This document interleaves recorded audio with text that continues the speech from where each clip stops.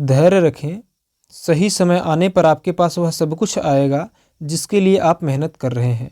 है गाइस, मैं धर्मवीर यादव स्वागत करता हूं आप सभी का आपके अपने यूट्यूब चैनल वीर सर जीएस वाले में। जी हाँ मेरे प्यारे साथियों, जो मैंने पहली लाइन बोला बिल्कुल सत्य बोला कि धैर्य रखिए, सही समय आने पर आपके पास वह सब कुछ चला आएगा जिसके लिए आप मेहनत कर रहे हैं। बस शर्त यह है कि आप लगातार मेहनत करते रहिएगा, मेहनत से पीछे मत भागिएगा। पीछे भागना है तो आप लक्ष्य के पीछे भागिए, और जब आप लक्ष्य के पीछे भागेंगे तो आप ऑटोमेटिक स्वतः ही मेहनत करेंगे। ठीक है। जी हाँ मेरे प्यारे साथियों, आइए आज की वीडियो में हम बात करते हैं। देखिए साथियों, आज की वीडियो में हम बात करने वाले हैं उत्तर प्रदेश कांस्टेबल भर्ती परीक्षा जो 2018 में जिसके लिए फॉर्म आया था, और इसका जो पेपर हुआ तो हुआ था 28 जनवरी 2019 को द्वितीय पाली में। जो फर्स्ट पाली का पेपर है उसका भी आपको वीडियो मिल जाएगा, कल मिल जाएगा। ठीक है। जी हाँ मेरे प्यारे साथियों, आइए इसके बारे में हम चर्चा करते हैं। ध्यान दीजिएगा मेरे प्यारे, सबसे पहली बात कि जो सुबह 6 बजे आपको मैंने वीडियो दिया था उत्तर प्रदेश पुलिस का जीके का सिलेबस वाला वीडियो था। अगर आपने ये सिलेबस वाला वीडियो नहीं देखा है, देखिए हमने आपको बताया कि अगर आपको कहीं जाना है, किसी मंजिल तक जाना है, तो उस मंजिल का आपको रास्ता पता होना चाहिए। अगर आपको रास्ता नहीं पता है तो आप भटक जाएंगे। अगर आप घर से कहीं बाहर गए और आप रास्ता भटक गए हैं तो आप अपने घर पे कैसे वापस आएंगे? जब आपको आपके घर का रास्ता पता रहेगा तभी ना। तो ठीक उसी प्रकार से आपको पुलिस तक कैसे पहुंचना है, यानी कि कैसे पुलिस बनेंगे, जब आप उसके बारे में पूरे अच्छे से उसके सिलेबस के बारे में जानते रहेंगे। अब उसमें भी आपको जीएस क्या पढ़ना है, जीके क्या पढ़ना है, जब आप जीके के सिलेबस के बारे में जानते रहेंगे। तो जो जीके का सिलेबस है मैंने इसको अलग से भी बनाया है और संपूर्ण यूपीपी का सिलेबस भी बनाया है। तो दोनों ही वीडियो यदि आपने अभी तक नहीं देखा है तो उन दोनों ही वीडियो का लिंक मैं इस वीडियो के डिस्क्रिप्शन बॉक्स में डाल दूंगा, आप वहां से भी वीडियो को देख सकते हैं। ठीक है। आइए मेरे प्यारे शुरू करते हैं आज का हम वीडियो। ठीक है। जी हाँ, देखिए सबसे बड़ी बात कि ये जो सामान्य ज्ञान है, ठीक है, सामान्य ज्ञान से आपसे कितने प्रश्न पूछे जाएंगे। पहली बात देखिए, मैंने आपको बताया था कि जो सामान्य ज्ञान है, सामान्य ज्ञान से आपसे टोटल 38 प्रश्न पूछे जाएंगे। कितने पूछे जाएंगे? 38 प्रश्न। तो ये जो मैंने पेपर लिया है प्रीवियस ईयर पेपर, इसमें भी कितने प्रश्न पूछे गए हैं? 38 प्रश्न पूछे गए हैं। ठीक है। तो उन 38 की चर्चा हम इस वीडियो में करने जा रहे हैं। तो अगर हम बात करें सबसे पहले प्रश्न की, तो सबसे पहला प्रश्न आपके समक्ष है कि वर्ष 2017 में उत्तर प्रदेश के मुख्यमंत्री के रूप में कौन चुने गए थे? आपके समक्ष 4 ऑप्शन हैं: गोविंद वल्लभ पंत, योगी आदित्यनाथ, अखिलेश यादव या मायावती। तो मेरे प्यारे साथियों, आप सभी लोग जानते हैं कि 2017 में जो मुख्यमंत्री के रूप में चुने गए थे, वे कौन चुने गए थे? योगी आदित्यनाथ चुने गए थे। और अगर मैं बात करूं कि वर्तमान में, अगर मुख्यमंत्री की मैं बात करूं कि वर्तमान में मुख्यमंत्री कौन है, तो वर्तमान में भी कौन है मुख्यमंत्री? योगी आदित्यनाथ ही हैं। ठीक है। अब आइए इसके बारे में थोड़ा सा चर्चा कर लेते हैं। देखिए मैंने उसका हूबहू पूरा उठाया हुआ है घटना चक्र से, जो मैंने आपने थंबनेल पर भी देखा होगा और मैंने आपको जो सुबह वीडियो दिया था उसमें भी बताया था। ठीक है। जी हाँ, तो इसके बारे में इसका जो विश्लेषण इसको देख लेते हैं। तो 19 मार्च 2017 को लखनऊ स्थित कांसीराम स्त्री उपवन में आयोजित एक भव्य समारोह में तत्कालीन राज्यपाल राम नाईक ने गोरक्षपीठाधीश्वर व गोरखपुर संसदीय सीट से लगातार 5वीं बार सांसद योगी आदित्यनाथ को उत्तर प्रदेश राज्य के 32वें मुख्यमंत्री के रूप में शपथ दिलाई गई। वर्तमान में विकल्प बी सत्य, यानी कि वर्तमान में जो योगी आदित्यनाथ है वही क्या है? उत्तर प्रदेश के मुख्यमंत्री हैं। मैं आपको बता दूं कि जो उत्तर प्रदेश के मुख्यमंत्री योगी आदित्यनाथ है, ये कहाँ से सांसद रहे हैं? तो ये रहे हैं गोरखपुर से। कहाँ से? गोरखपुर से। ठीक है। जी हाँ, लगातार 5 बार यहाँ से जीते हुए, इस बात को भी आप ध्यान में रखिएगा। ठीक। अगर आपसे पूछा जाए कि योगी आदित्यनाथ कौन से नंबर के मुख्यमंत्री बने, तो 32वें हैं। ठीक है। अगर आपको व्यक्ति के रूप में पूछे तो व्यक्ति के रूप में 21वें हैं। क्लियर? जी हाँ, 32वें का मतलब कि अभी तक यूपी में 32 बार चुनाव हो चुके हैं विधानसभा के मुख्यमंत्री के लिए। ठीक है। जी हाँ, दूसरा प्रश्न है आपके सामने कि निम्नलिखित में से उत्तर प्रदेश का राजकीय पक्षी या राज्य पक्षी कौन है? तो निम्नलिखित में उत्तर प्रदेश का राज्य पक्षी कौन है? तो आप सभी को पता है कि इसका सही उत्तर ऑप्शन नंबर डी। हालांकि इसमें उत्तर भी शो कर रहा है, कोई दिक्कत नहीं, बस आप प्रश्नों को देखते रहिए कि मैं आपको ये दिखाने के लिए लाया हूँ कि प्रीवियस ईयर जो क्वेश्चन से किस लेवल के थे और इसी लेवल से आपको आगे आने वाली परीक्षाओं में प्रश्न मिलेंगे। तो जो उत्तर प्रदेश का राजकीय पक्षी कौन है? सारस है। मेरे प्यारे साथियों, जो उत्तर प्रदेश का सामान्य परिचय है उसका मैंने एक चित्र बनाया हुआ है, ठीक है। उसके बारे में पूरा मैंने एक मैप पे, यूपी के मैप में पूरा सब कुछ डिस्क्राइब किया हुआ है, उसको मैं आपको प्रोवाइड करा दूंगा, आप ले लीजिएगा। अच्छा, जिनको जो पहली बार हमसे जुड़ रहे हैं वो ये कैसे प्राप्त करेंगे, तो वे इस नंबर पे मैसेज कर सकते हैं, उनको मिल जाएगा 7897725926। ठीक है, तो इस पर भी अगर आप मैसेज करते हैं तो आपको प्राप्त हो जाएगा क्या, ये जो मैं यूपी का पीडीएफ बोल रहा हूँ। ठीक है जी हाँ। अब आइए बात करते हैं इसके व्याख्या के बारे में। तो व्याख्या अगर हम देखें तो इसमें है कि उत्तर प्रदेश का जो राजकीय पक्षी कौन है, सारस है अथवा क्रौंच है। कई बार आपको ऑप्शन में सारस नहीं रहेगा तो आप क्रौंच याद रखिएगा। ठीक है जी हाँ। उत्तर प्रदेश का अगर राजकीय वृक्ष आपसे पूछे तो कौन है, अशोक है। राजकीय पशु आपसे पूछे तो बारहसिंगा, जिसको हम लोग स्टैग भी कहते हैं, स्टैग। ठीक है, तो पशु कौन है, बारहसिंगा। राजकीय वृक्ष अशोक। राजकीय पुष्प क्या है, पलाश या टेसु। राजकीय पुष्प क्या है, पलाश या टेसु है, दोनों को याद रखिएगा। ठीक है, आपसे पूछे जाते हैं। क्लियर जी हाँ। अगर आपसे पूछा जाए उत्तर प्रदेश का राजकीय चिन्ह क्या है, तो क्या बताना है आपको, एक वृत्त में 2 मछली एक तीर धनुष। क्या है, एक वृत्त में 2 मछली और एक तीर धनुष, यह उत्तर प्रदेश का राजकीय चिन्ह है। ठीक है जी हाँ। तीसरा प्रश्न देखिए, प्रश्न तो भी 38 ही हैं, लेकिन इसमें हमको कितने सारे प्रश्न तैयार हो रहे हैं प्रीवियस ईयर करने से, देख रहे हैं ना जी हाँ। तो इसी प्रकार से जो 12-13 सेट है सबको मैं करवा दूंगा एक एक दिन में, आप लोग बिल्कुल लगातार बने रहिएगा। अगला प्रश्न है कि वर्ष 1937 से 1950 तक उत्तर प्रदेश को किस नाम से जाना जाता था, तो इसका सही उत्तर है मेरे प्यारे क्या, संयुक्त प्रांत। देखिए कई बार आपसे इस प्रकार से प्रश्न पूछा जाता है कि संयुक्त प्रांत के नाम से निम्नलिखित में से किस राज्य को जाना जाता था, तो 4 राज्य को ऑप्शन दे देगा। या आपसे पूछा ऐसे जाता है कि उत्तर प्रदेश को किस नाम से जाना जाता था, तो संयुक्त प्रांत। ठीक है, तो यहाँ पे आपको इस प्रकार से पूछा है कि वर्ष 1937 से 1950 तक उत्तर प्रदेश को किस नाम से जाना जाता था, तो संयुक्त प्रांत के नाम से जाना जाता था। आइए इसकी हिस्ट्री को देख लेते हैं। ठीक है, इसके नाम के इतिहास को। तो वर्ष 1937 से 1950 के मध्य उत्तर प्रदेश को संयुक्त प्रांत के नाम से जाना जाता था। उत्तर प्रदेश को 1836 से 1877 तक, देखिए उसके भी पीछे जा रहे हैं। ठीक है, 1836 से 1877 तक किस नाम से जाना जाता था, उत्तर पश्चिमी प्रांत के नाम से। अगर 1877 से भी पहले जाएं तो क्या था, पश्चिमी प्रांत का नाम बदलकर क्या था, आगरा एवं अवध का संयुक्त प्रांत बाद में किया गया था। उतना दूर आपको नहीं जाना, बस आपको ये ध्यान रखना है कि जो उत्तर प्रदेश का पुराना नाम क्या है, संयुक्त प्रांत है। आपसे यही पूछा जाता है, इसके अलावा और कुछ नहीं पूछा जाता, यही आपको ध्यान रखना है। ठीक है हाँ। अगर आपसे पूछे जाए कि संयुक्त प्रांत कब किया गया, तो 1937 में किया गया। ठीक है, इस बात को आपको ध्यान रखना है। क्लियर जी हाँ। अब अगर आपसे पूछा जाता है कि जो संयुक्त प्रांत है, संयुक्त प्रांत से उत्तर प्रदेश कब बना, तो 24 जनवरी 1950 को संयुक्त प्रांत का नाम बदलकर उत्तर प्रदेश कर दिया गया। ध्यान रखिएगा, संयुक्त प्रांत का नाम बदलकर क्या कर दिया गया, उत्तर प्रदेश कर दिया गया। मेरे प्यारे साथियों, ये जो 24 जनवरी है, 24 जनवरी को मैंने बताया था कि संविधान सभा का अंतिम बैठक यानी कि 12वां बैठक हुआ था, और इसी दिन संविधान पर संविधान सभा के सदस्यों द्वारा हस्ताक्षर भी किया गया था। ठीक है, और इसी दिन उत्तर प्रदेश का नाम यानी संयुक्त प्रांत का नाम क्या रखा गया था, उत्तर प्रदेश रखा गया था। ठीक है जी हाँ। आगे बात करते चौथे प्रश्न की। तो चौथा प्रश्न क्या कह रहा है मेरे प्यारे साथियों, देखिएगा और समझने का प्रयत्न करिएगा। चौथा प्रश्न क्या कह रहा है, चौथा प्रश्न कह रहा है कि उत्तर प्रदेश में किस शहर में भगवान शिव के सम्मान में कैलाश मेला आयोजित किया जाता है। कैलाश मेला यानी हमको उत्तर प्रदेश के मेले भी पढ़ने, बिल्कुल ध्यान रखिएगा। मैंने बताया था सुबह के सिलेबस में कि हमको यूपी स्पेशल पढ़ाना ही पड़ेगा। तो उत्तर प्रदेश के किस शहर में भगवान शिव के सम्मान में कैलाश मेला आयोजित किया जाता है, तो इसका सही उत्तर है मेरे प्यारे क्या, आगरा। क्या है, आगरा। यानी आगरा में भगवान शिव के सम्मान में कैलाश मेला आयोजित किया जाता है। ठीक है जी हाँ। आगे देख लेते हैं इसका व्याख्या, तो व्याख्या को भी समझ लीजिए। तो उत्तर प्रदेश के आगरा शहर में भगवान शिव के सम्मान में सावन के तीसरे सोमवार को, ये भी ध्यान रखिएगा ना, क्योंकि यूपी स्पेशल में कई बार आपसे प्रश्न घुमा घुमा पूछ सकता है। तो उत्तर प्रदेश के आगरा शहर में भगवान शिव के सम्मान में सावन के तीसरे सोमवार को क्या किया जाता है, कैलाश मेला का आयोजन किया जाता है। आपसे प्रश्न ऐसे ही पूछा जा सकता है कि आगरा में भगवान शिव के सम्मान में कैलाश मेला का आयोजन कब किया जाता है, तो सावन के तीसरे सोमवार को किया जाता है। आगरा में ही नवरात्रि और गणगौर मेले का आयोजन होता है। कौन कौन सा, नवरात्र और गणगौर मेले का आयोजन कहाँ होता है, आगरा में ही होता है। ठीक है जी हाँ। एक फेमस मेला है बटेश्वर मेला, जिसको हम लोग पशु मेला भी कहते हैं, इसका आयोजन भी कहाँ होता है, आगरा में ही होता है। इसको बटेश्वर मेला के बारे में तो कई बार आपसे पूछा है, तो आप लोग इसको भी बिल्कुल ध्यान में रखिएगा। ठीक है जी हाँ। तो हम लोग जब पढ़ेंगे तो यूपी स्पेशल जब पढ़ेंगे तो वहाँ पे उत्तर प्रदेश के मेलों को भी पढ़ लेंगे। ठीक जी हाँ।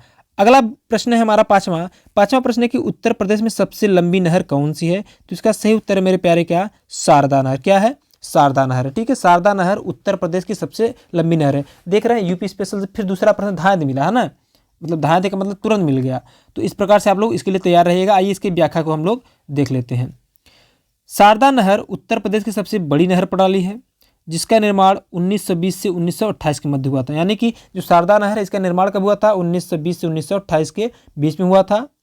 यह बनवासा यानी कि उत्तर प्रदेश, उत्तराखंड और नेपाल सीमा पर बनवासा नामक स्थान पर शारदा नदी से निकलती है। कहाँ से? शारदा नदी से। ध्यान रखिएगा, ये जो शारदा नहर है ये कहाँ से निकलती है? तो उत्तर प्रदेश, उत्तराखंड, नेपाल की सीमा पर निकलती है। किस नदी के भाग से निकलती है? तो शारदा नदी के भाग से निकलती है। और शारदा नदी को हम लोग क्या कहते हैं? काली नदी या महाकाली नदी भी कहा जाता है। किसको? शारदा नदी को। ठीक है जी हाँ।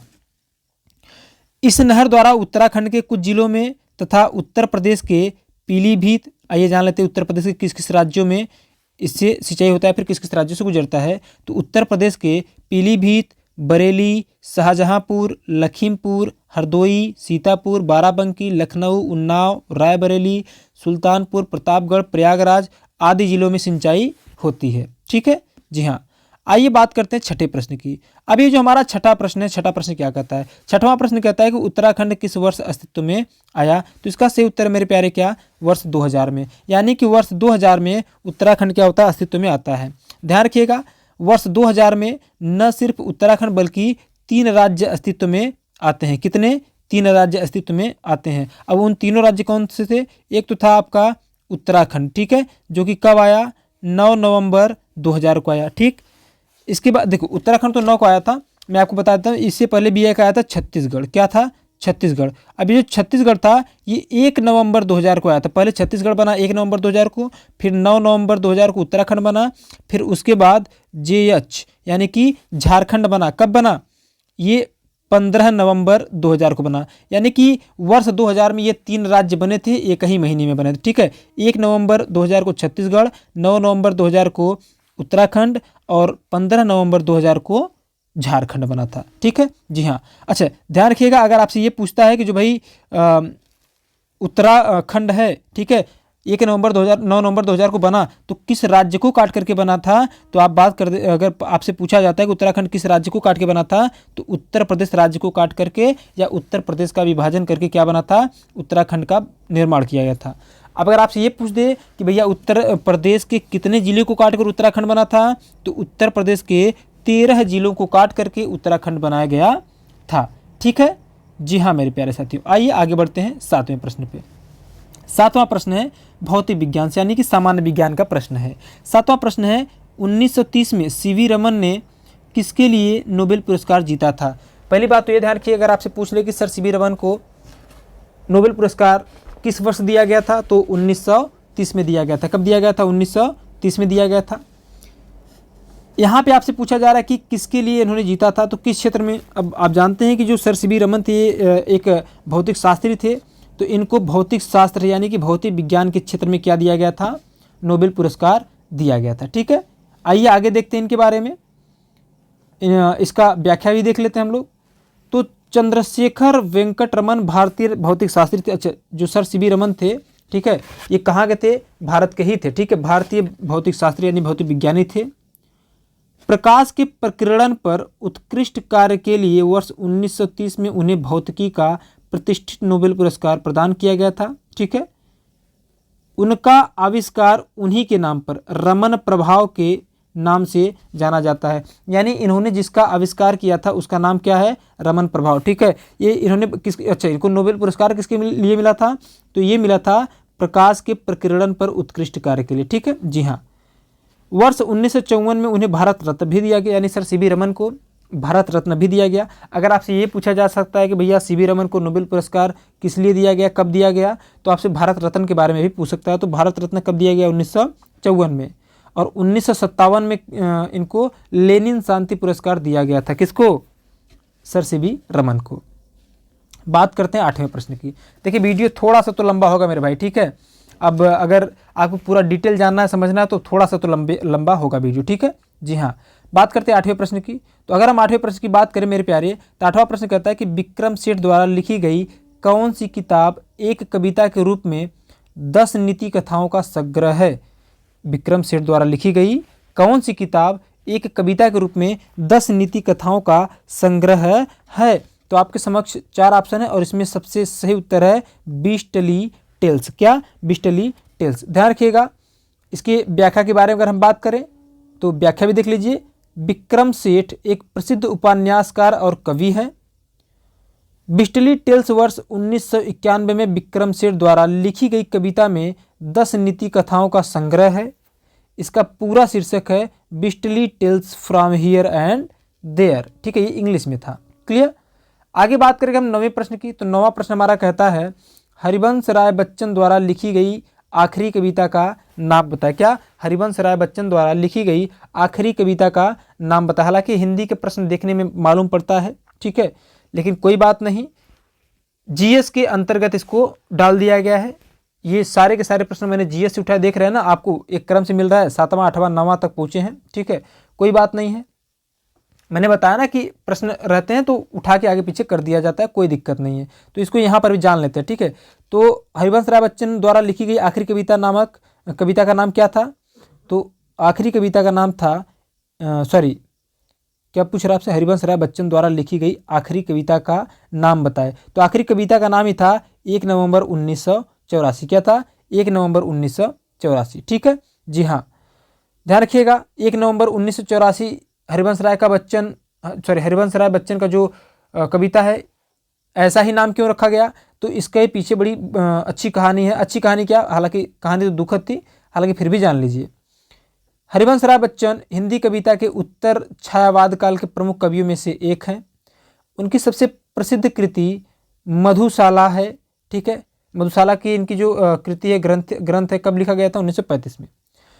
नवंबर 1984 में उन्होंने इंदिरा गांधी की हत्या पर आधारित कविता 1 नवंबर 1984 लिखा है, क्योंकि नवंबर में ही क्या हुआ था? इंदिरा गांधी की हत्या कर दी गई थी। उस समय इंदिरा गांधी हमारे देश की प्राइम मिनिस्टर थी। ठीक है, जी हाँ, तो उसी पर हरिवंश राय बच्चन ने अपना अंतिम कविता लिखा था। 1 नवंबर 1984 नाम ही था। ठीक है, जो उनकी अंतिम कविता भी थी।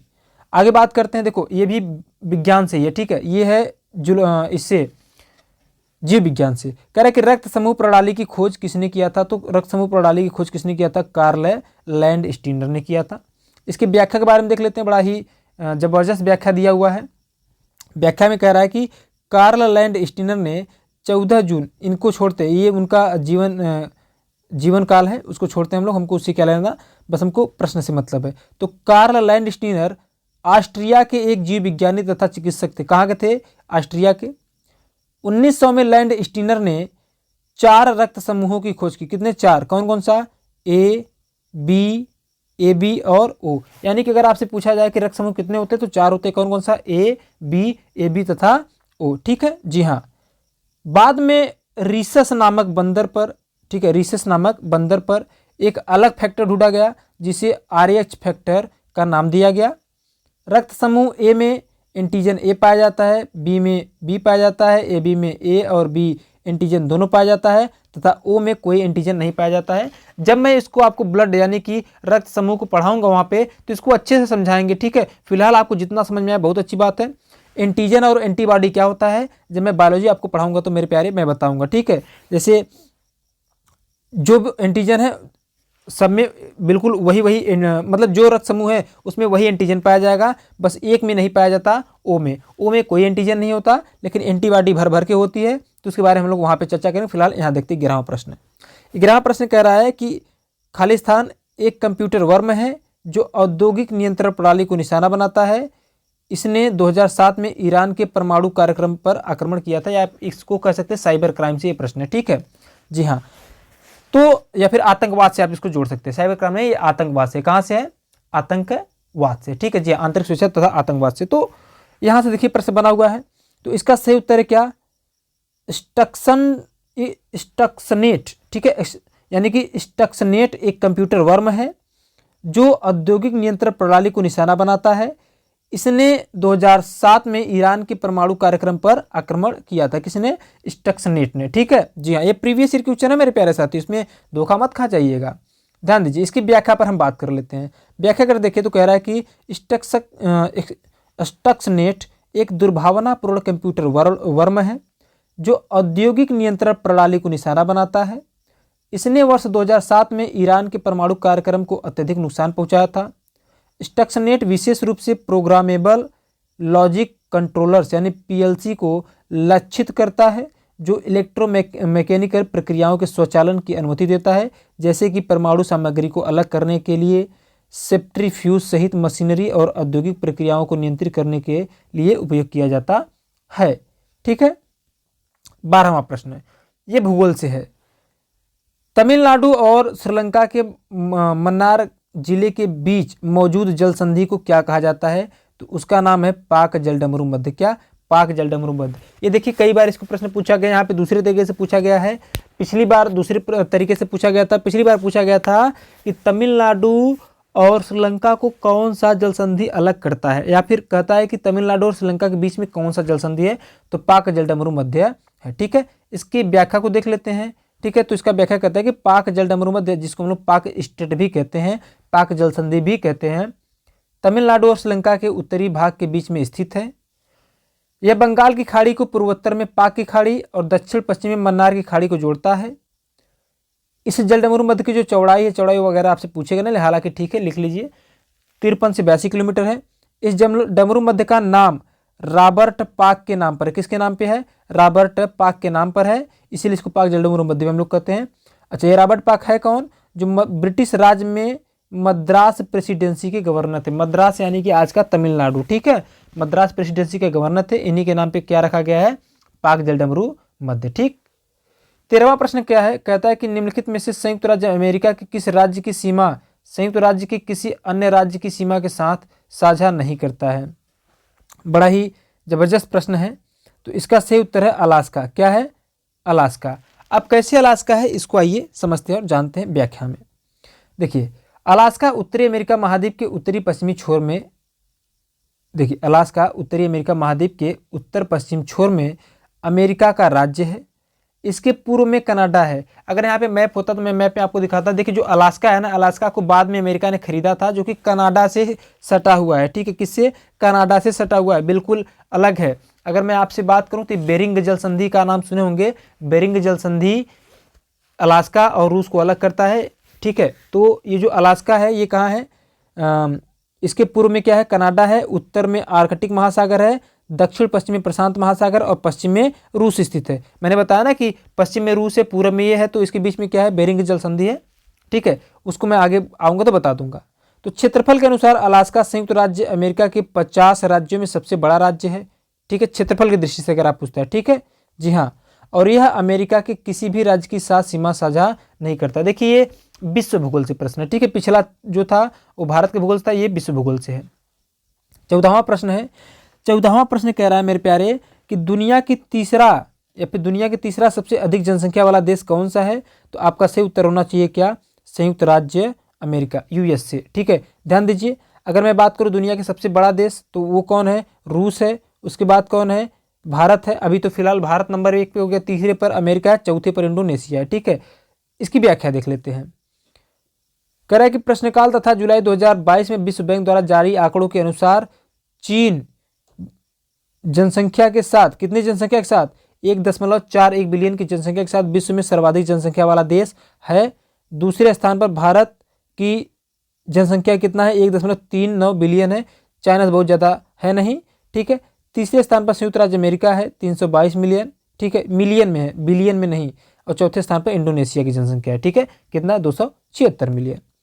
15वां प्रश्न क्या कहता है? 15वां प्रश्न देख लेते हैं। 15वां प्रश्न कह रहा है कि निम्नलिखित में से कौन सा एक संयुक्त अरब अमीरात का अमीरात नहीं है, यानी कि शहर नहीं है। ठीक है, तो संयुक्त अरब राज्य अमीरात का कौन सा नहीं है? तो इसका सही उत्तर है मस्कट। क्या?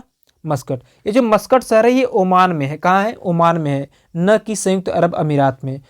बाकी ये जो आपको 3 चीज़ें दिख रही हैं, दुबई, अबू धाबी और शारजहां, ये तीनों ही कहाँ हैं? सब संयुक्त राज्य अमीरात में है। ठीक है, अच्छा कई बार दुबई को लोग सऊदी अरब में समझते हैं। दुबई सऊदी अरब में नहीं बल्कि संयुक्त अरब अमीरात में, जिसको हम लोग यूएई भी कहते हैं। क्या कहते हैं? यूएई भी, है ना, यूनाइटेड अरब अमीरात। ठीक, जी हाँ। इसकी व्याख्या देख लेते हैं। व्याख्या में वही चीज़ें हैं। ठीक है, क्या है कि संयुक्त अरब अमीरात मध्य पूर्व एशिया में स्थित, अच्छा, संयुक्त अरब अमीरात किस महाद्वीप का देश है? तो एशिया महाद्वीप का देश है। वर्ष 1971 में फारस की खाड़ी के 7 शेख राज्यों अबू धाबी, शारजहां, दुबई, उल कुवैन, अजमान, फुजइराह तथा रस अल खैमा को मिलाकर स्वतंत्र संयुक्त अरब अमीरात की स्थापना हुई थी। कब हुआ था? 1971 में। ठीक है, इसके पूर्व 1873 से 1947 तक यह ब्रिटिश भारत के अधीन था। यानी जो ब्रिटिश था वो, देखिए, जो ब्रिटिश है ना, अंग्रेज है ना, लगभग पूरी दुनिया पे कब्जा किए हुए थे। ठीक है, पूरी दुनिया में राज किए हुए हैं। उसके बाद इसका शासन लंदन के विदेश विभाग से संचालित होने लगा। 2 दिसंबर 1971 को यह यूनाइटेड किंगडम से स्वतंत्र हुआ। कब स्वतंत्र हुआ यूएई? 2 दिसंबर 1971 को। ठीक है, और जैसा कि मैंने बताया कि जो मस्कट है ओमान की राजधानी है। ठीक है, ओमान की शहर है, ओमान की राजधानी भी है। ठीक है, 16वां प्रश्न कहता है कि निम्नलिखित में से कौन सा शहर बहरीन की राजधानी है? बहरीन की राजधानी है मनामा। देखिए, देश, राजधानी एवं मुद्रा से सवाल है। ठीक है, देश, राजधानी, मुद्रा, जो मैंने आपको सुबह सुबह सिलेबस में डिस्कशन किया था। ठीक, तो बहरीन की राजधानी मनामा। हमने आपको यह भी बताया कि दुनिया के किसी भी देश की राजधानी आपसे पूछा जा सकता है, किसी भी देश की मुद्रा आपसे पूछी जा सकती है। तो अब हम देख लेते हैं इसकी व्याख्या को। तो मनामा बहरीन की राजधानी है, यह बहरीन का सबसे बड़ा शहर है। जबकि बेरूत लेबनान की राजधानी है। ठीक है, ये जो बेरूत है किसकी राजधानी? लेबनान की। दोहा कतर की है। अंकारा किसकी है? तुर्की की है। ठीक है, जी हाँ। बात करते हैं आगे 17वां प्रश्न की। 17वां प्रश्न कहता है कि खालिस्तान पहली महिला लोकसभा अध्यक्ष कौन थी? तो इसका सही उत्तर है मीरा कुमार। क्या है? मीरा कुमार। यानी कि अगर आपसे पूछता है कि लोकसभा की पहली महिला अध्यक्ष कौन थी, तो कौन थी? मीरा कुमार थे। ठीक है, इसके अगर हम व्याख्या के बारे में देखें तो व्याख्या देख लेते हैं। तो श्रीमती मीरा कुमार लोकसभा की पहली महिला अध्यक्ष यानी कि स्पीकर के रूप में नियुक्त हुई थी और ये निर्विरोध चुनी गई थी। ठीक है, एकदम निर्विरोध, यानी कि इनका किसी ने भी विरोध नहीं किया था कि भैया हम बनेंगे, आप क्यों बन रहे हैं, हम बनेंगे। ठीक है, ऐसा कुछ नहीं था। इनको निर्विरोध चुन लिया गया था। ठीक, और कब चुना गया था? 2009 से लेकर के 2014 के बीच में ये क्या थी? लोकसभा का अध्यक्ष थी। ठीक है, इन्होंने वर्ष 2017 के राष्ट्रपति चुनाव में यूपीए के उम्मीदवार के रूप में रामनाथ कोविंद के विरुद्ध चुनाव लड़ा था, जिसमें वे पराजित हुई। वर्तमान लोकसभा अध्यक्ष कौन है? श्री ओम बिरला है। ठीक है, कौन है? श्री ओम बिरला है वर्तमान में। ठीक है ना। 18वें प्रश्न की अगर हम बात करें तो 18वां जो प्रश्न है, 18वां प्रश्न देखिए इतिहास से है, स्वतंत्रता संग्राम यानी कि राष्ट्रीय आंदोलन से है। कहता है कि स्वतंत्रता संग्राम 1857 का जो सिपाही विद्रोह है किस शहर में हुआ था? तो ये हुआ था उत्तर प्रदेश के मेरठ शहर में। कहाँ? उत्तर प्रदेश के मेरठ शहर में हुआ था मेरे प्यारे। इसका आप व्याख्या देखेंगे तो आप समझ पाएंगे। ठीक है, अच्छे से। तो भारतीय स्वतंत्रता हेतु प्रथम सशस्त्र विद्रोह, सशस्त्र का मतलब हथियारों के साथ, सशस्त्र, है ना, जिसे सिपाही विद्रोह भी कहा जाता है। अगर आपसे पूछा जाए कि सिपाही विद्रोह है किस शहर से चालू हुआ था, तो भी आप मेरठ ही करिएगा। ठीक है, यह कब चालू हुआ था? 10 मई 1857 को मेरठ में प्रारंभ हुआ था। 11 मई 1857 को विद्रोहियों ने दिल्ली पर अधिकार करके बहादुर शाह जफर द्वितीय को क्या बना दिया था? पुनः भारत का सम्राट बना दिया था और विद्रोह का नेता घोषित कर दिया गया था। ये बड़ा इंपॉर्टेंट प्रश्न है, यहाँ से आपसे कई सारे प्रश्न बन जाएंगे। पहला तो भैया जो 57 की क्रांति थी उसका विद्रोह कहाँ से हुआ? मेरठ से हुआ। कब हुआ? 10 मई 1857 को हुआ। किस राज्य से हुआ? उत्तर प्रदेश राज्य से हुआ। इसमें दिल्ली पर अधिकार करने के बाद किसको जनता ने विद्रोह का नेता घोषित किया? तो बहादुर शाह जफर द्वितीय को। ठीक है, जी हाँ। आगे बात करते हैं अगले प्रश्न पर। यहाँ पर कट गया है पारंपरिक अल्पाहार खंडवा, हालांकि चलिए कोई बात नहीं है, इसकी हम व्याख्या को देख लेते हैं, व्याख्या से ही समझ में आ जाएगा। तो जो खांडवी है गुजराती व्यंजन है। ठीक है, खांडवी में तेल बहुत ही अल्प मात्रा में होता है, इसमें अधिक मिर्च मसाला भी नहीं होता है, इसलिए यह पेट के लिए लाभदायक होता है। यह केवल गुजरात और महाराष्ट्र में ही नहीं बल्कि पूरे भारत में लोकप्रिय। कौन सा व्यंजन? खांडवी व्यंजन। कौन सा? खांडवी। तो ये आपसे पूछा जा रहा था कि पारंपरिक खांडवी व्यंजन किस राज्य का प्रमुख है? तो गुजरात राज्य का प्रमुख है। ठीक है, जी हाँ। आगे देखिए, हालांकि मिलता पूरे भारत में है। आगे देखिएगा 20वां कह रहा है कि भारत के पहले हिंदी भाषा के अखबार का नाम बताएं जिसे पहली बार 30 मई 1826 को प्रकाशित किया गया था। तो इसका सही उत्तर है उदंड मार्तंड। क्या है? उदंड मार्तंड साथियों। क्या है? उदंड मार्तंड। तो भारत के पहले हिंदी भाषा का अखबार का नाम बताएं जिसे पहली बार कब प्रकाशित किया गया था? 30 मई 1826 को। अगर आपसे केवल इतना भी पूछता है कि हिंदी भाषा का अखबार मतलब भारत के पहले हिंदी भाषी अखबार का नाम बताइए, तो कौन है? उदंड मार्तंड है। ठीक है, इसको प्रकाशित कब किया गया था? 1826 ईस्वी में 30 मई को। क्लियर? इसकी व्याख्या को अगर हम देखें तो व्याख्या देख लीजिए। व्याख्या कहता है कि 30 मई 1826 को कलकत्ता के जुगल किशोर द्वारा हिंदी में प्रकाशित उदंड मार्तंड भारत का पहला हिंदी भाषा का समाचार पत्र है। किसके द्वारा प्रकाशित किया गया था? जुगल किशोर के द्वारा। किसके द्वारा? जुगल किशोर के द्वारा। आगे हम बात करें 21वें प्रश्न पर, तो 21वां प्रश्न कहता है कि इनमें से कौन सी गेहूं की उच्च पैदावार देने वाली बीज किस्म है जिसका भारत की हरित क्रांति में योगदान था? ठीक है, तो इसका सही उत्तर ऑप्शन नंबर बी, लरमा रोजो। आप लोग जानते हैं कि भारत में जो हरित क्रांति आई थी वो 1967 के समय की बात है। ठीक है, जो हरित क्रांति आया था कब आया था? 1966-67 की बात है, 67 की बात है। ठीक है, 1967 की बात है। और जो हरित क्रांति का जो सबसे ज़्यादा प्रभाव पड़ा था वो किस पर पड़ा था? वो पड़ा था गेहूं पर। किस पर? गेहूं पर पड़ा था। तो आपसे पूछा जा रहा है कि जब गेहूं पर पड़ा था तो गेहूं की उच्च पैदावार देने वाली जो बीज की किस्म थी, ठीक है, वह कौन था? तो उसका नाम है लरमा रोजो। क्या? लरमा रोजो। इसका व्याख्या देख लेते हैं। गेहूं की लरमा रोजो की उच्च पैदावार वाली बीज किस्म का भारत की हरित क्रांति में बहुत बड़ा योगदान था। हरित क्रांति का तात्पर्य आधुनिक तकनीकों तथा सुविधाओं का अधिकतम प्रयोग करके खाद्यान्न उत्पादन में तीव्र वृद्धि करना है। भारत की हरित क्रांति में नॉर्मन बोरलॉग तथा एम.एस. स्वामीनाथन जैसे वैज्ञानिकों का विशेष योगदान है। देखिए, आपसे यहाँ से दो प्रश्न पूछे जाते हैं। एक तो पूछा जाता है कि जो हरित क्रांति उसके जनक कौन है? तो नॉर्मन बोरलॉग है। फिर एक प्रश्न ऐसे बनता है कि विश्व में हरित क्रांति के जनक कौन थे? तब भी नॉर्मन बोरलॉग ही आएंगे। लेकिन अगर आपसे कहता है कि भारत में हरित क्रांति के जनक कौन थे? तो एम.एस. स्वामीनाथन थे। कौन से? भारत में हरित क्रांति के जनक कौन है? एम.एस. स्वामीनाथन है। ये भी प्रश्न पूछा जा चुका है, इसको भी याद रखिएगा। ठीक, बात करते हैं 22वें प्रश्न की। तो 22वां प्रश्न हमारा कहता है कि फरवरी 1948 में भारतीय संविधान के प्रारंभिक मसौदे को किसने तैयार किया था? ठीक है, किसने तैयार किया था प्रारंभिक मसौदे को? मसौदे का मतलब आप कह सकते हैं कि एक तरह से जो आपका ये बना था ना प्रारूप समिति, तो कह रहा है कि जो प्रारूप समिति था उसका मसौदा किसने तैयार किया था? तो उसको तैयार किया गया था बेनेगल नरसिंह राव द्वारा, जिसको हम लोग बी.एन. राव भी कहते हैं। और जो बी.एन. राव हैं ये संविधान सभा के संवैधानिक सलाहकार थे। क्या थे? संवैधानिक सलाहकार भी थे।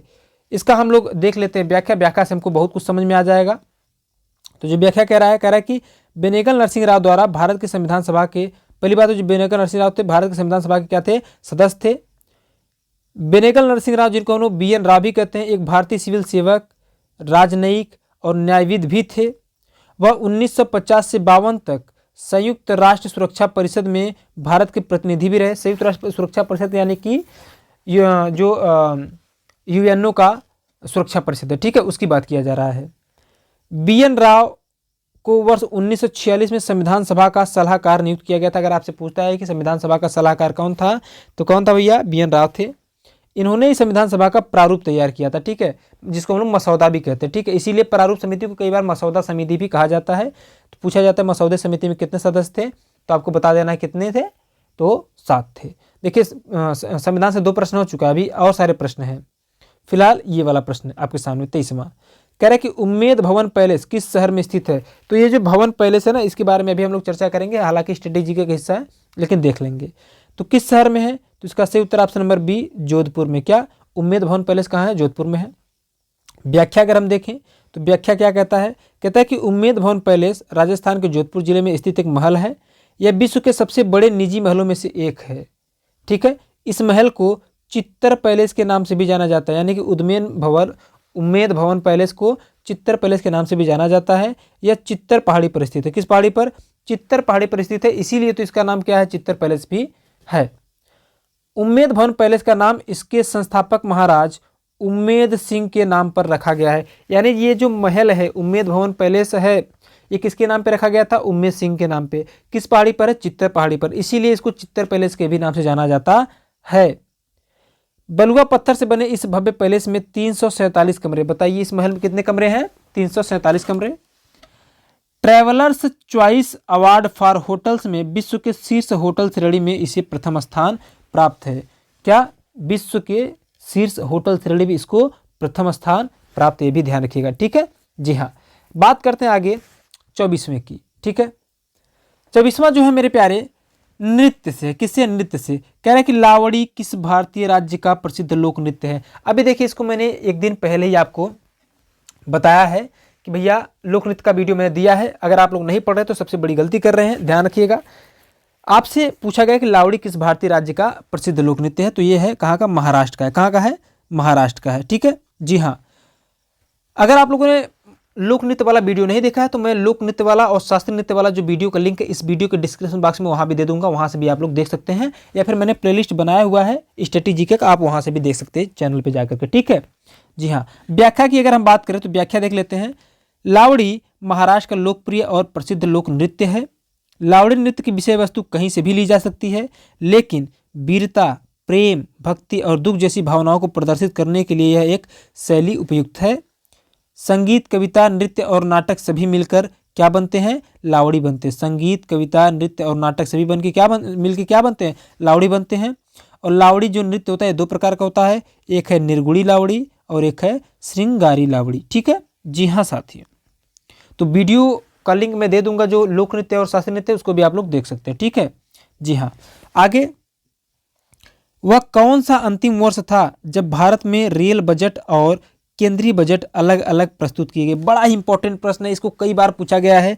ठीक है, तो इसका सही उत्तर है मेरे प्यारे वर्ष 2016। ठीक है, क्या? वर्ष 2016। ठीक है, ध्यान दीजिएगा, वर्ष 2016 वह अंतिम वर्ष था। मैं इसको थोड़ा सा ऊपर कर लेता हूँ तब समझाऊंगा आपको व्याख्या। वर्ष 2016 वह अंतिम वर्ष था जब भारत में रेल बजट और केंद्रीय बजट अलग अलग प्रस्तुत किया गया था।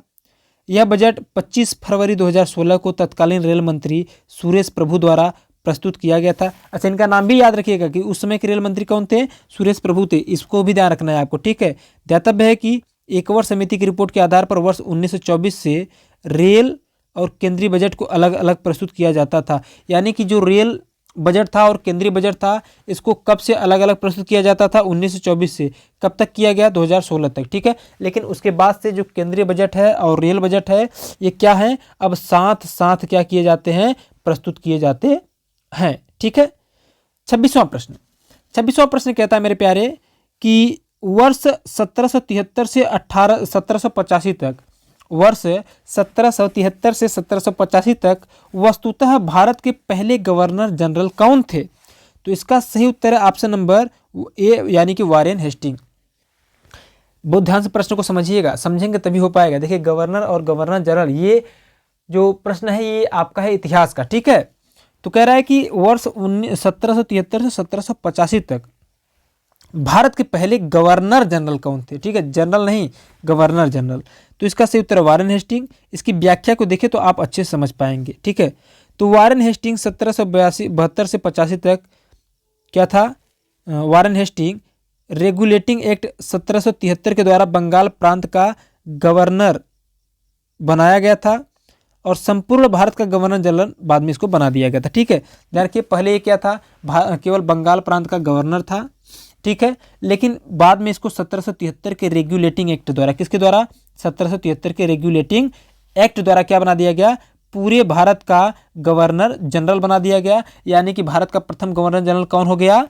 कौन हो गया? वारेन हेस्टिंग हो गया। यहाँ पे जो आपसे प्रश्न पूछा था ना, ध्यान रखिएगा, जो आपसे प्रश्न पूछा था इस प्रकार से कहा था कि वर्ष 1773 से 1785 तक कौन व्यक्ति था जो भारत का पहला गवर्नर जनरल बना? ठीक है, इस प्रकार से भी आपसे पूछा जा सकता है।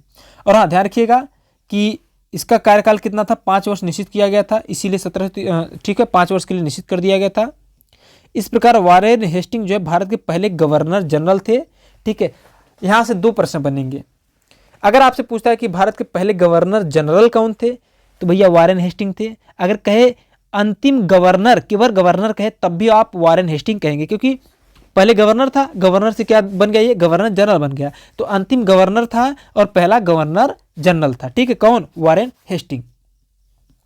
आगे बात करें 27वां को समझिएगा। 27वां कह रहा है कि निवेश जानकारी और क्रेडिट रेटिंग एजेंसी का मुख्यालय कहाँ है? तो इसका सही उत्तर ऑप्शन नंबर सी, गुरुग्राम में है। और ये प्रश्न है आपका अर्थशास्त्र से। ठीक है, इसकी व्याख्या को देख लेते हैं। व्याख्या कहता है कि निवेश जानकारी और क्रेडिट रेटिंग एजेंसी की यानी कि ICRA की स्थापना वर्ष 1991 में हुई थी और इसे मूल रूप से investment information and credit rating agency of India limited, ठीक है, का नाम दिया जाता है या फिर दिया गया था। यह मूडीज और विभिन्न भारतीय वाणिज्य बैंकों और वित्तीय सेवाओं के बीच एक संयुक्त उद्यम था। 13 अप्रैल 2007 को यह ICRA लिमिटेड के रूप में बॉम्बे स्टॉक एक्सचेंज और नेशनल स्टॉक एक्सचेंज में लिस्टिंग हुआ और इसका मुख्यालय कहाँ था? गुरुग्राम में है। कहाँ है? गुरुग्राम में है, ठीक है। 28वां प्रश्न है। 28वां प्रश्न देखिए पर्यटन स्थल से है, ठीक है। कह रहा है कि भारत सरकार ने निम्नलिखित में से किस द्वीप में पर्यटन को अवैध बना दिया? ध्यान दीजिएगा, कह रहा है कि भारत सरकार ने निम्नलिखित में से किस द्वीप में पर्यटन को अवैध बना दिया। ये उस समय का करंट अफेयर का प्रश्न था, ठीक है। तो इसका सही उत्तर कौन सा है? तो सही उत्तर है ऑप्शन नंबर डी, सेंटिनल द्वीप। कौन सा? सेंटिनल द्वीप। अगर हम बात करें जो सेंटिनल द्वीप है कहाँ पे, तो ये बंगाल की खाड़ी में स्थित है और किसका हिस्सा है? तो अंडमान निकोबार द्वीप समूह का ही एक हिस्सा है। देखिए यहाँ पे लिखा है कि सेंटिनल द्वीप बंगाल की खाड़ी में स्थित अंडमान और निकोबार द्वीप समूह का एक द्वीप है। सेंटिनली जनजाति की सुरक्षा व संरक्षण हेतु, कौन सी जनजाति की? सेंटिनली, ध्यान रखिएगा इसको भी, ठीक है। सेंटिनली जनजाति की सुरक्षा व संरक्षण हेतु भारत सरकार ने सेंटिनल द्वीप में पर्यटन को अवैध बना दिया, यानी कि अब वहाँ पे पर्यटन के लिए कोई नहीं जा सकता, ठीक है। क्योंकि विदेशी पर्यटकों के आवागमन से इन जनजातियों में असुरक्षा का भय उत्पन्न हो गया था, क्योंकि वहाँ पे बहुत सारे विदेशी पर्यटक आते थे। आप जानते हैं कि अगर आप कोई नई चीज़ देखते हैं या फिर अपने समाज से थोड़ा सा अलग सी चीज़, अलग तरह के व्यक्ति को देखते हैं, तो वहाँ पे आपका जाने का मन होता है, देखने का मन होता है। तो जो विदेशी जाते थे तो ये जो सेंटिनली जनजाति थी, ये डरती थी, इसीलिए सेंटिनल द्वीप पर क्या किया गया? पर्यटन को अवैध कर दिया गया, ठीक है। इनको असुरक्षा का भय उत्पन्न होता था, जिसके कारण इन जनजातियों ने कई विदेशी पर्यटकों की क्या कर दी थी? हत्या कर दी थी। अब भाई जिसको अपनी जान प्यारी होगी, भाई जिनको अपना जान बचाना है तो हत्या तो करेगा ही करेगा। तो इस चीज़ को देखते हुए, मद्देनजर रखते हुए यहाँ पे पर्यटन को बंद कर दिया गया, ठीक है। जी हाँ, उस समय का एक और करंट है कि सितंबर 2018 में किस भारतीय राज्य के पहले नागरिक विमानपत्तन का उद्घाटन किया? पहले नागरिक विमानपत्तन का उद्घाटन किया गया था। तो इसका सही उत्तर ऑप्शन नंबर सी, किसका? सिक्किम का, ठीक है। तो आइए बात करते हैं इसके व्याख्या पे।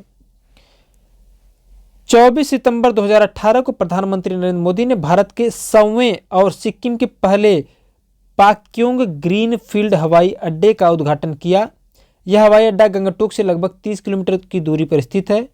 इस हवाई अड्डे की आधारशिला वर्ष 2009 में रखी गई थी। यह हवाई अड्डा 201 एकड़ से ज़्यादा क्षेत्र में फैला हुआ है और समुद्र तल से 45 फीट की ऊंचाई पर बसे पाक्योंग गांव में लगभग 2 किलोमीटर ऊपर एक पहाड़ी की चोटी पर बनाया गया है। यह भारत चीन सीमा से करीब 60 किलोमीटर दूर है। कितना? 60 किलोमीटर दूर है। अभी आपका एक प्रश्न फिर है, स्वतंत्र भारत के पहले रक्षा मंत्री कौन थे? ये भी अगर आप देखें तो ये आपका हो जाएगा पॉलिटी का प्रश्न है, ठीक है। समझिएगा, स्वतंत्र भारत के पहले रक्षा मंत्री कौन थे? तो इसका ऑप्शन नंबर सी सही है, बलदेव सिंह। रक्षा मंत्री आपसे पूछा जा रहा है, ठीक है ना, वो भी स्वतंत्र भारत के, तो बलदेव सिंह थे। व्याख्या देख लेते हैं। स्वतंत्र भारत के पहले रक्षा मंत्री बलदेव सिंह थे, जिन्होंने वर्ष 1947 से 52 के दौरान प्रधानमंत्री जवाहरलाल नेहरू के मंत्रिमंडल में सेवा दी थी। वर्तमान में रक्षा मंत्री कौन है? राजनाथ सिंह है। गृह मंत्री अमित शाह है। प्रधानमंत्री नरेंद्र मोदी है। लेकिन स्वतंत्र भारत के पहले रक्षा मंत्री कौन थे? बलदेव सिंह थे। आगे हम बात करते हैं 31वें प्रश्न की। तो 31वां प्रश्न है कि सरदार वल्लभ भाई पटेल की स्टैच्यू ऑफ यूनिटी किस नदी पर स्थित एक द्वीप पर है? बड़ा इंपॉर्टेंट है, ठीक है। साधु बेट द्वीप पर है, पहली बात तो ये जान लीजिए। और किस नदी के तट पे है? तो नर्मदा नदी के तट पे है। किस राज्य में है? गुजरात राज्य में है, ठीक है। कौन सा? स्टैच्यू ऑफ यूनिटी, है ना। किसकी मूर्ति है ये? सरदार वल्लभ भाई पटेल की। अच्छा, स्टैच्यू ऑफ यूनिटी जो है पूरे दुनिया की क्या है? पूरे दुनिया की सबसे ऊंची स्टैच्यू है, यानी सबसे बड़ी स्टैच्यू है, ठीक है। आगे बढ़ते हैं अगले प्रश्न पे। आगे बढ़ने से पहले हम इसकी व्याख्या को देख लेते हैं, ठीक है। जी हाँ, व्याख्या को देख लेते हैं, उसके बाद फिर आगे बढ़ते हैं। व्याख्या कह रहा है कि स्टैच्यू ऑफ यूनिटी भारत के प्रथम उप प्रधानमंत्री तथा प्रथम गृह मंत्री वल्लभ भाई पटेल को समर्पित एक स्मारक है। ध्यान रखिएगा, ये जो वल्लभ भाई पटेल थे जिनकी मूर्ति बनाई गई, जिसका नाम स्टैच्यू ऑफ यूनिटी है। वल्लभ भाई पटेल भारत के प्रथम उप प्रधानमंत्री भी थे और प्रथम गृह मंत्री भी थे। ध्यान रखिएगा, उप प्रधानमंत्री का ऐसा कोई संवैधानिक पद नहीं था, बस बनाया गया था। ठीक है जी हाँ, तो इनको समर्पित है। जो नर्मदा नदी के साधु बेट नामक द्वीप पर स्थित है, यानी कि साधु बेट नामक स्थान पर स्थित है। यह विश्व की सबसे ऊंची मूर्ति है, जिसकी लंबाई अगर मीटर में बात करें तो कितना है, 182 मीटर। फीट में बात करें तो 597 फीट है। ठीक है, यह 31 अक्टूबर 2018 को प्रधानमंत्री नरेंद्र मोदी ने इसका उद्घाटन किया था। ध्यान रखिएगा, 2018 31 अक्टूबर को ही क्यों किया गया था, क्योंकि 31 अक्टूबर को इनका जन्म दिवस मनाया जाता है, सरदार वल्लभ भाई पटेल का। और जो सरदार वल्लभ भाई पटेल का दिवस मनाया जाता है वो किस रूप में मनाया जाता है, तो एकता दिवस के रूप में मनाया जाता है। ठीक है, यानी प्रत्येक वर्ष 31 अक्टूबर को कौन सा दिवस मनाया जाता है, एकता दिवस मनाया जाता है। आगे हम बात करें तो अगला जो हमारा प्रश्न है 32वां प्रश्न मेरे प्यारे, 32वां है कि पुष्प के किस हिस्से में पराग का उत्पादन होता है। देखिए ये बायोलॉजी का प्रश्न है। ठीक है, तो बायोलॉजी दो ठो मिल गया, एक ठो पहले भी था है ना, किसको, रक्त समूह को लेकर के। ठीक है, और यहाँ पे ये वाला जो प्रश्न है कह रहा है कि पुष्प के किस हिस्से में पराग का उत्पादन होता है, तो इसका सही उत्तर है ऑप्शन नंबर सी, पराग कोश में। किस में होता है, पराग कोश में होता है। ठीक है, इसके व्याख्या पर नजर डालते हैं। व्याख्या कह रहा है कि पुंकेसर पौधे का नर प्रजनन अंग होता है। कौन सा, पुंकेसर क्या होता है, पौधे का नर प्रजनन अंग होता है। ये पंखुड़ियों के छल्ले के भीतर उपस्थित होते हैं और फूले हुए ऊपरी हिस्सों के साथ इसमें थोड़ी डंठल होती है। पुंकेसर दो हिस्सों से बना होता है, एक परागकोश जिसको हम लोग एंथर्स कहते हैं और दूसरा तंतु जिसको हम लोग फिलामेंट कहते हैं। ठीक है, पुंकेसर का डंठल तंतु कहलाता है और फूला हुआ ऊपरी हिस्सा परागकोश कहलाता है। पुंकेसर का परागकोश परागकण उत्पन्न करता है और उन्हें अपने भीतर रखता है। परागकण में पौधे के नर युग्मक पाए जाते हैं। ठीक है जी हाँ, बिल्कुल ध्यान रखिएगा इस प्रश्न को। आगे है कि कौन सा जीवाणु अंडाकार या गोलाकार नहीं होता है। कौन सा जीवाणु अंडाकार या गोलाकार होता है, नहीं होता नहीं, होता है। ठीक है, तो इसका सही उत्तर option number B, coccus. Coccus नामक जो बैक्टीरिया है, कोकस नामक जो बैक्टीरिया है यह अंडाकार या गोलाकार होता है। ठीक है, इसका व्याख्या देख लेते हैं। जीवाणु जो होते हैं एक कोश की जीव है। जीवाणु क्या होता है, एक कोश की जीव है। इसका आकार कुछ मिलीमीटर तक ही होता है। इनकी आकृति गोल या मुक्त चक्राकार से लेकर छड़ आदि आकार की हो सकती है। ये अकेंद्रिक कोशिका भित्तियुक्त एक कोश की सरल जीव हैं। ये सर्वत्र पाए जाते हैं, सभी जगह पाए जाते हैं। कोकस जीवाणु का आकार जो है अंडाकार या गोलाकार यानी कि बिंदु जैसा होता है। बैसिलस जीवाणु का आकार दंड जैसे होता है, जो कि आपके ऊपर में ऑप्शन में दिया था बैसिलस है ना। किस आकार की होती है बैसिलस का आकार होता है, कैसा होता है, दंड की भांति होता है। वाइब्रो जीवाणु को जो आकार होता है वो लहरदार जैसा होता है। ठीक है जी हाँ, देखिए यहाँ पे बैसिलस और वाइब्रियो का भी नाम लिया गया था। आगे है 34वां प्रश्न। 34वां प्रश्न कहता है, भौतिक विज्ञान से है। 34वां प्रश्न कह रहा है कि बैगनी रंग, क्या कह रहा है, बैगनी रंग के प्रकाश की तरंग दैर्घ्य लगभग कितनी होती है। आपके सामने चार ऑप्शन है, इसमें जो सही उत्तर होने वाला वो है 455 से लेकर के 390 nm तक। कितना, 390 नैनोमीटर तक। ठीक है जी हाँ, सॉरी nm का मतलब यहाँ पे जो है कि ये एक भौतिकी का फार्मूला है या फिर कह लीजिए कि मात्रक है। ठीक है जी हाँ, तो बैगनी रंग के प्रकाश की जो तरंग दैर्घ्य है वो लगभग कितना होता है, 455 से लेकर के 390 nm तक होता है। जी हाँ ठीक है, आगे बात करें अगर हम इसके व्याख्या पर, तो व्याख्या समझ लीजिएगा। व्याख्या क्या कह रहा है, कह रहा है कि प्रकाश में रंगों का क्रम सबसे छोटी तरंग दैर्घ्य से सबसे बड़े तरंग दैर्घ्य की ओर व्यवस्थित किया जाता है, जिसे प्रकाश का दृश्य स्पेक्ट्रम कहते हैं। यानी कि सबसे बड़े तरंग दैर्घ्य की ओर किया जाता है सबसे छोटी से, है ना, यानी सबसे छोटी से तरंग दैर्घ्य से सबसे बड़े तरंग दैर्घ्य की ओर व्यवस्थित किया जाता है, जिसको प्रकाश का दृश्य स्पेक्ट्रम भी कहा जाता है।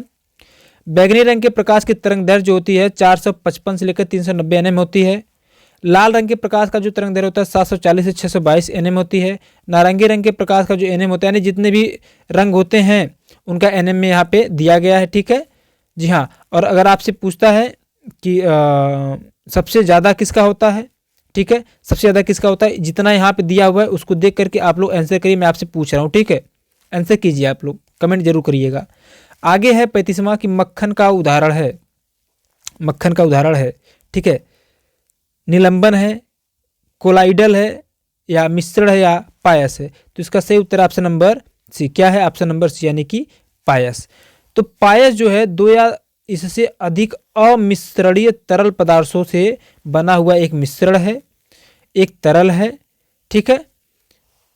एक तरल अन्य तरल में फैला होता है। मक्खन और मार्जरीन, दूध और क्रीम इत्यादि पायस के उदाहरण है। जैसे आप देखे हैं ना, जैसे दूध देखे हैं, दूध के ऊपर जैसे क्रीम देखेंगे तो क्रीम आप अलग कर लेते हैं, उसमें मिला नहीं रहता है, वो अलग हो जाता है, ठीक है, रहता है, उसको बाद में हम लोग निकाल लेते हैं, ठीक है। तो ठीक उसी प्रकार से पायस होता है, ठीक है। या फिर कह सकते हैं कि मक्खन और दूध, मक्खन दूध पे तैरता रहता है, तो मक्खन और दूध किसका उदाहरण है? पायस के उदाहरण, ठीक है। पायसीकरण वह प्रक्रिया है जिसके द्वारा पायसन का निर्माण होता है, यानी कि हम चीज़ों को अलग अलग कर सकते हैं। यहाँ पे आपसे पूछा है कि जो मक्खन था वो किसका उदाहरण था? तो पायस का उदाहरण था, ठीक है। पायस क्या होता है कि इसमें दो पदार्थ होते हैं, दो तरल होते हैं जो कि आपस में मिश्रित नहीं होते हैं, ठीक है। जी हाँ। 36वां प्रश्न है कि निम्न में से किस लवण में क्रिस्टलन जल के 10 अणु नहीं होंगे? ठीक है, निम्न में से किस लवण में क्रिस्टलन जल के 10 अणु नहीं होंगे? तो इसका ऑप्शन नंबर डी सही है, एप्सम साल्ट में नहीं होंगे, ठीक है। इसका व्याख्या देख लेते हैं। कह रहा है कि क्रिस्टल के अंदर विद्यमान जल को क्या कहते हैं? क्रिस्टलन जल कहते हैं। किसी दिए हुए ताप पर किसी पदार्थ में उपस्थित जल की कुछ मात्रा को क्रिस्टलन जल कहते हैं। जल की यह मात्रा एक निश्चित अनुपात में होती है, ठीक है। जी हाँ, यहाँ पे कुछ अन्य चीज़ें भी लिखी गई हैं, जैसे मैं पढ़ देता हूँ। एप्सम साल्ट में क्रिस्टल जल के 10 अणु नहीं होते हैं। ग्लेबोर साल्ट, वॉशिंग सोडा और बोरेक्स, ये जैसे वॉशिंग सोडा है तो उनका सूत्र दिया गया, ठीक है। जी हाँ, बोरेक्स में क्रिस्टलन के जल के 10 अणु होते हैं। यानी जो ये आपका ऑप्शन था ना, ऑप्शन जो है ना, इनमें कह रहा है कि एप्सम साल्ट को छोड़कर बाकी सब में क्या होता है? क्रिस्टलन के 10 अणु होते हैं, केवल एप्सम साल्ट में नहीं होता है, ठीक है। जी हाँ। 37वां प्रश्न है, बड़ा इंपॉर्टेंट प्रश्न है। 37वां प्रश्न है कि वर्ष 1887 में इलाहाबाद विश्वविद्यालय की स्थापना किसने की थी? बड़ा ही इंपॉर्टेंट प्रश्न आ गया कि इलाहाबाद विश्वविद्यालय की स्थापना किसने किया था? तो सर विलियम म्योर ने किया था। किसने किया था? सर विलियम म्योर ने किया था। अच्छा, कब किया था सर विलियम म्योर ने? तो 1887 ईस्वी में किया था। कब किया था? 1887 ईस्वी में किया था। इसकी व्याख्या को देख लेते, बड़ा ही इंपॉर्टेंट प्रश्न है ये। इसका व्याख्या कहता है कि इलाहाबाद विश्वविद्यालय भारत का एक केंद्रीय विश्वविद्यालय। सबसे बड़ी बात तो ये है कि इलाहाबाद विश्वविद्यालय कैसा विद्यालय है? भारत का केंद्रीय विश्वविद्यालय, राजकीय विश्वविद्यालय नहीं बल्कि केंद्रीय विश्वविद्यालय, ठीक है। इसे पूर्व के ऑक्सफोर्ड के नाम से जाना जाता है, यानी कि जो इलाहाबाद यूनिवर्सिटी है इसको पूर्व के ऑक्सफोर्ड के नाम से जाना जाता है। इसकी स्थापना कब हुआ था? 23 सितंबर 1887 को। 1887 के समय में हुआ है, बात ध्यान रखिएगा, ठीक है। 1887 को अल्फ्रेड लायर की प्रेरणा से हुआ था। किसकी प्रेरणा से? अल्फ्रेड लायर की प्रेरणा से हुआ था। 1873 ईस्वी में इलाहाबाद में म्योर कॉलेज की स्थापना हुई थी। किस कॉलेज की स्थापना हुआ था? म्योर कॉलेज की, जो आगे चलकर इलाहाबाद विश्वविद्यालय के रूप में विकसित हुआ। ये जो म्योर कॉलेज की बात आ रही है ना, तो पहले जो कॉलेज बना था, ये जो इलाहाबाद यूनिवर्सिटी बना था, पहले इसका नाम क्या था? म्योर कॉलेज था, लेकिन बाद में विकसित होकर क्या हो गया? इलाहाबाद विश्वविद्यालय हो गया साथियों, ठीक है। जी हाँ, तो ये रहा आपका प्रश्न। अच्छा, एक प्रश्न यहाँ पे और है, इसको भी देख लेते हैं, इसका उत्तर आप लोग करिएगा। प्रश्न है कि पहली महिला मुख्यमंत्री वर्ष 1963 में नियुक्त की गई थी। उन्होंने किस भारतीय राज्य सरकार का नेतृत्व किया था? किस भारतीय राज्य सरकार का नेतृत्व किया था? अगर मैं आपसे पूछूं कि भारत की पहली महिला मुख्यमंत्री कौन थी और किस राज्य में बनी थी, इस प्रकार से अगर मैं प्रश्न पूछूं तो किस में होगा? ठीक है, तो इसका सही उत्तर है option number A, Uttar Pradesh. और वह महिला कौन थी? सरोजिनी नायडू थी। कौन थी? सरोजिनी नायडू थी, ठीक है। जी हाँ, क्या सरोजिनी नायडू थी या मायावती? चलो मैं आपको दो ऑप्शन दे रहा हूँ, ठीक है, आप लोग ऑप्शन के अनुसार बताइए। मैं मान लेता हूँ सरोजिनी नायडू नहीं थी, मैं कह रहा हूँ कि नहीं थी, ठीक है। मैं आपको उत्तर दे रहा हूँ, चलो दो ऑप्शन दे रहा हूँ। एक तो दे रहा हूँ सरोजिनी नायडू को, और एक मैं दे रहा हूँ मायावती को, ठीक है। क्या इन दोनों में से कौन सी महिला है जो भारत की या फिर भारत के किसी भी राज्य की पहली महिला क्या बनी थी? मुख्यमंत्री बनी हुई थी, ठीक है। तो ये हो गया मेरे प्यारे क्या आपका जो प्रीवियस ईयर पेपर था उसका प्रश्न।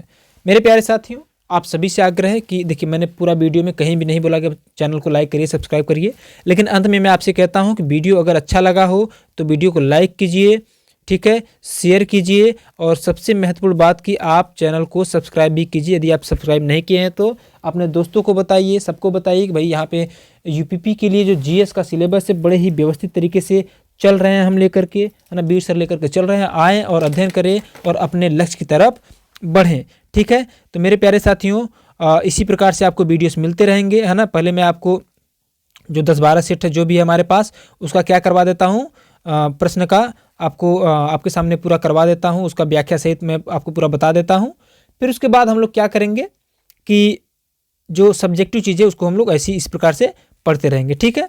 जी हाँ, तो वीडियो कैसा लगा, वीडियो के बारे में अपना जो विचार है कमेंट बॉक्स में डिस्क्राइब करिएगा, चैनल को सब्सक्राइब कीजिएगा, और ध्यान रहे लोक नृत्य जो मैंने आपको पढ़ाया स्ट्रेटेजी जीके और शास्त्रीय नृत्य, उसका भी लिंक मैं इसमें डाल दूंगा, इसके इसी वीडियो के डिस्क्रिप्शन बॉक्स में, आप वहाँ से उसको देख लीजिएगा, ठीक है। क्योंकि देखिए, आपसे पूछा गया कि लावड़ी किस भारतीय राज्य का प्रसिद्ध लोक नृत्य है, ठीक है। तो मेरे प्यारे साथियों, मिलते हैं हम आपसे अगली वीडियो में, तब तक के लिए लेते हैं आपसे विदा। जय हिंद, जय भारत।